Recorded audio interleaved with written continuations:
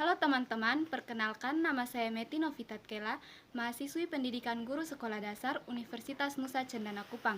Pada kesempatan kali ini, saya akan membuat media pembelajaran yang bersumber dari buku kelas 5 sekolah dasar yang akan saya bahas yaitu tema 2, subtema 1, pembelajaran 1, yaitu alat dan sistem pernapasan pada hewan. Hewan-hewan yang akan saya bahas yaitu mamalia, cacing tanah, serangga, ikan, amfibi, reptil, dan burung. Penasaran apa saja alat dan sistem pernapasan pada hewan-hewan tersebut? Langsung saja kita tonton pembahasannya. Yang pertama, alat dan sistem pernapasan pada cacing tanah atau vermes. Cacing tidak mempunyai alat pernapasan khusus. Cacing bernapas melalui permukaan kulit. Kulit cacing selalu basah dan berlendir untuk memudahkan penyerapan oksigen dari udara. Oleh karena itu, cacing menyukai tempat lembab untuk menjaga supaya kulit tubuhnya selalu basah dan berlendir. Di bawah permukaan kulit cacing yang tipis, terdapat pembuluh udara. Saat udara masuk melalui kulit, oksigen diikat oleh darah. Pada darah cacing terkandung hemoglobin sehingga mampu mengikat oksigen. Oksigen yang diikat oleh hemoglobin lalu diedarkan ke seluruh tubuh. Saat sisa pembakaran berupa karbon dioksida dan uap air dikeluarkan dari tubuh juga melalui permukaan kulit. Yang kedua, alat dan sistem pernapasan pada serangga atau insekta. Seperti hewan lain, serangga bernapas dengan menghisap oksigen dan melepaskan karbon dioksida. Namun, alat pernapasan serangga berbeda dengan hewan lain. Alat pernapasan serangga berupa trakea, yaitu sistem tabung yang memiliki banyak percabangan di dalam tubuh. Percabangan trakea disebut trakeola. Trakea mengedarkan oksigen langsung ke semua sel tubuh dan organ, serta menyerap karbon dioksida dari semua sel tubuh untuk dibuang. Udara memasuki trakea melalui pori-pori kecil di permukaan tubuh serangga yang disebut spirakel. Selanjutnya, udara beredar melalui pembuluh udara kecil. Sel-sel tubuh mengambil oksigen langsung dari pembuluh udara kecil itu. Karbon dioksida dari sel akan mengalir ke trakeola, lalu dibuang melalui lubang spirakel. Yang ketiga, alat dan sistem pernapasan pada ikan atau Pisces. Ikan bernapas dengan organ khusus mirip saringan yang disebut insang.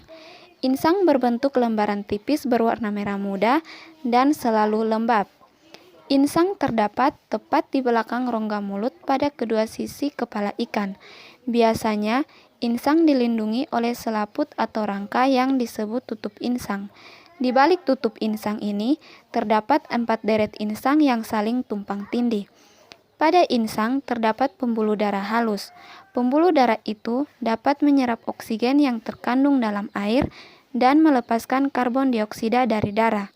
Insang juga berfungsi sebagai alat pengeluaran garam-garam dan sebagai penyaring makanan. Untuk memperoleh cukup oksigen, mulut ikan dan insang bekerja bersama-sama seperti pompa isap air. Pertama-tama, tutup insang menutup. Secara bersamaan, mulut terbuka dan dinding mulut mengembang. Saat itulah air terisap masuk. Kedua, rongga mulut menyempit dan mulut menutup. Secara bersamaan, tutup insang terbuka. Akibatnya, air keluar dari mulut dan melewati insang. Saat itulah, oksigen dari dalam air terserap dan karbon dioksida dikeluarkan. Yang keempat, alat dan sistem pernapasan pada hewan amfibi. Katak termasuk hewan amfibi, yaitu hewan yang hidup di darat dan di air. Saat masih berupa kecebong, katak hidup di dalam air dan bernapas menggunakan insang. Insang kecebong terletak di luar tubuhnya dan terdiri atas lembaran-lembaran kulit halus mengandung kapiler darah. Setelah berumur 9 hari, kecebong bernapas menggunakan insang dalam. Insang dalam akan menyusut seiring mulai berfungsinya paru-paru dan katak muda pun tumbuh menjadi katak dewasa. Katak dewasa bernapas menggunakan paru-paru dan permukaan kulit. Di dalam paru-paru terdapat banyak gelembung udara yang sangat kecil, berselaput dan penuh dengan kapiler darah. Di dalam gelembung udara, oksigen diserap dan karbon dioksida dikeluarkan. Selain dengan paru-paru, katak juga bernapas melalui kulit. Permukaan kulit katak selalu basah agar memudahkan penyerapan oksigen dari udara. Yang kelima, alat dan sistem pernapasan pada reptil. Hewan yang termasuk jenis reptil diantaranya ialah ular, kadal, cicak, buaya, dan biawak. Reptil bernapas menggunakan paru-paru, udara masuk melalui hidung, lalu ke batang tenggorokan, lalu ke paru-paru. Paru-paru reptil terletak di dalam rongga dada dan dilindungi oleh tulang rusuk. Paru-paru reptil sederhana dengan beberapa lipatan dinding yang dapat memperbesar permukaan paru-paru. Namun, paru-paru kadal dan buaya lebih kompleks dengan beberapa belahan dan bertekstur seperti spons.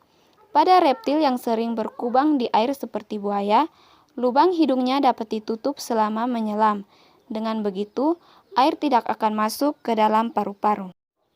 Yang keenam, alat dan sistem pernapasan pada burung atau aves. Burung bernapas dengan sepasang paru-paru. Paru-paru burung terletak di dalam rongga dada.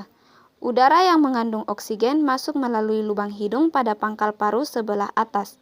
Selanjutnya, udara masuk ke pembuluh udara yang disebut trakea.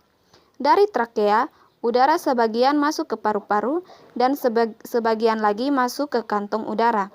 Burung menghirup udara sebanyak-banyaknya saat tidak terbang. Sebaliknya, saat terbang, burung tidak menghirup udara. Udara dihembuskan dari kantong udara ke paru-paru. Yang ketujuh, alat dan sistem pernapasan pada mamalia. Mamalia adalah jenis hewan yang menyusui anaknya. Ada dua jenis mamalia, yaitu mamalia darat dan mamalia air. Mamalia darat misalnya kambing, sapi, kerbau, dan kuda. Mamalia air misalnya paus, duyung, dan lumba-lumba. Alat pernapasan mamalia darat terdiri atas hidung, pangkal tenggorok, batang tenggorok, dan paru-paru. Pada mamalia air, hidungnya dilengkapi dengan katup. Saat mamalia tersebut menyelam, katup akan menutup. Sebaliknya, saat mamalia tersebut muncul ke permukaan air, katup terbuka. Saat itulah, mamalia air tersebut akan menghirup oksigen serta mengeluarkan karbon dioksida dan uap air.